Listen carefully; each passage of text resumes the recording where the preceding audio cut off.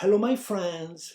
Tonight I'm going to tell you what my moral was 18 years ago so that you realize how difficult this quest has been despite all the signs I thought they were addressed to myself. They provide me moral support that allowed me to continue this research despite the difficulties, which I felt very important and which I felt obliged to share with as many people as possible. It is obvious that with all that I have lived and experienced, when I say that my destiny is fabulous, it's not an exaggeration. And still, you don't know everything. Only it was a long time after I realized it. At that time, what dominated was child, questions, doubts. It is sure that my life wasn't ordinary. The year 2003 ended with low morale, beset with suicidal thoughts. All my effort to promote my creation remained in vain. I had 350 visitors without any results, not even friendship. Constant disappointment and this search that never ends. Every time I think I am successful, I have to start again. I am fighting against the matter. It seems like an elusive mirage in the desert. We're getting closer. He's pulling back. Oh, the boss, what are you doing? First, do you really exist?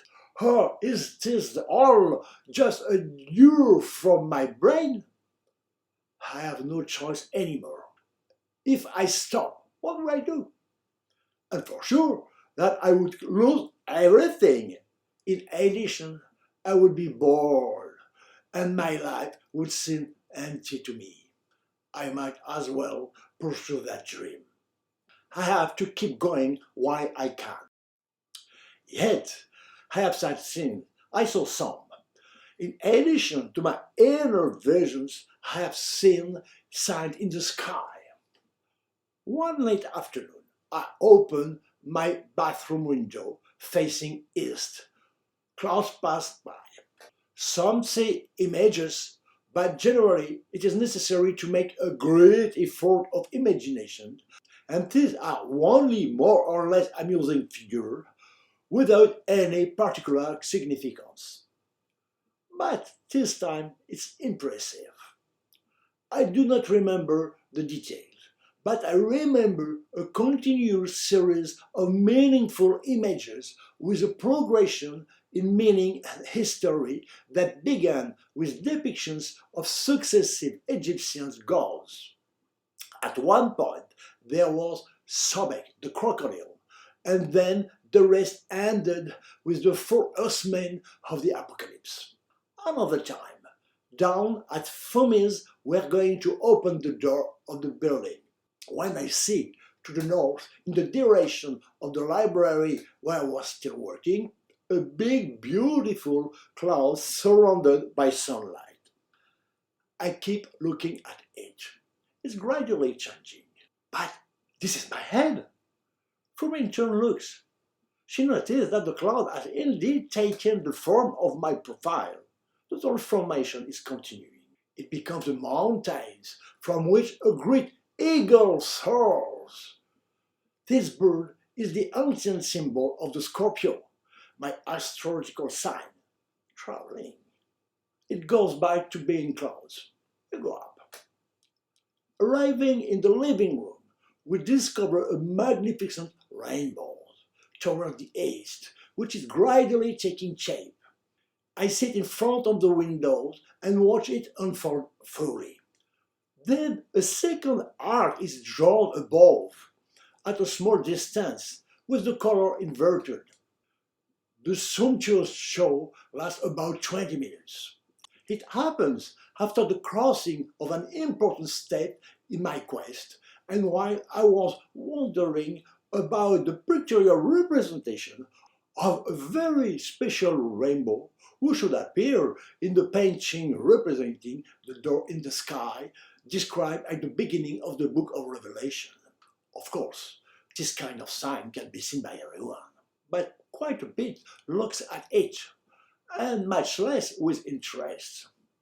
As with the press article containing messages from the KGB that only the person concerned is able to understand, when it is plain sight, only a few can feel the sign.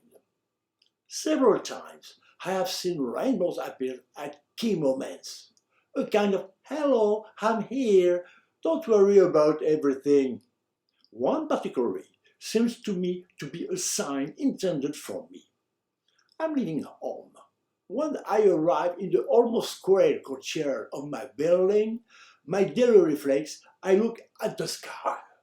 What do I see?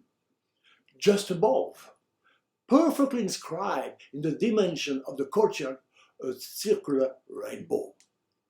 I didn't even know it could exist seen from the ground. Seen from the sky, yes, but from below. I stayed for a long time to contemplate it. One of my neighbors, an old professor, comes out in turn. I point out the phenomenon to him.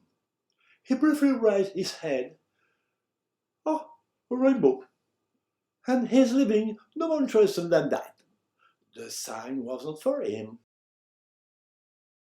Particular configuration of stars also appear to me at crucial moments in the little starred sky of Paris. I see them less as signs than the illustration of the universal synchronism in which my creation unfolds. Is it a protective spirit, a guardian angel who guides my steps? One might believe it, or think they are still signs.